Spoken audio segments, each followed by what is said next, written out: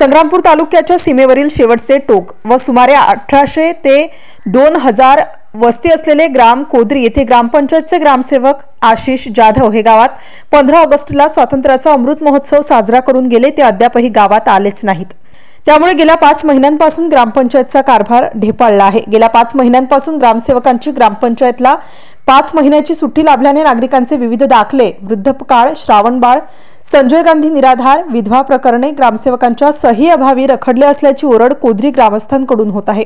त्याचप्रमाणे प्रधानमंत्री आवास योजनेअंतर्गत घरकुल योजनेतील गरजू लाभार्थ्यांचा घरकुल प्रस्तावच ग्रामपंचायत मार्फत पाठविला जात नसल्याने घरकुल योजनेची उद्दिष्टपूर्ती होत नाहीये।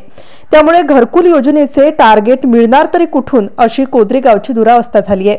दांडी बहादर ग्रामसेवकांच्या या अशा वागण्याने ग्रामपंचायतचे कामे खोळंबल्याने अक्षरशः ग्रामसेवक कळवा किंवा संग्रामपूर पंचायत समितीमधून आमचं गावच वगळा अशी अफलातून मागणी कोदरी येथील सामाजिक कार्यकर्ते अंकुश कड यांनी संग्रामपूर पंचायत समिती विस्तार अधिकारी सोनोने यांच्याकडे एका निवेदनाद्वारे केली आहे। यावेळी उपस्थित ज्येष्ठ नागरिक माजी सरपंच श्रीराम खोंड, उद्धवराव ठाकरे, शिवसेना किसान सेना तालुका प्रमुख अमोल ठाकरे सह कोदरी ग्रामस्थ बहुसंख्येने उपस्थित होते।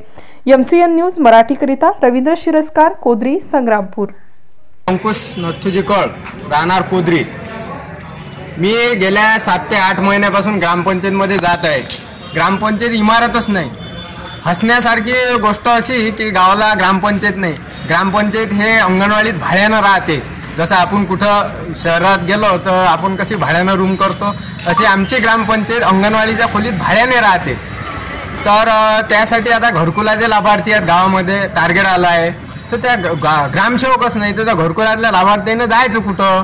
तर ग्रामसेवक गेल्या मे महिन्यापासून गावामध्ये आला नाही।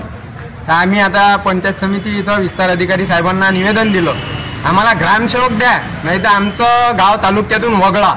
कारण जेणेकरून दुसऱ्या तालुक्यात आम्ही गेलो तर आम्हाला न्याय मिळेल, किंवा मग घरकुल नाही, ग्रामसेवक नाही, ग्रामपंचायत नाही, तर मग किंवा जसं ग्रामपंचायत अंगणवाडीत आहे तसं आम्हाला शासकीय खोल्या खाली करून द्याव्या।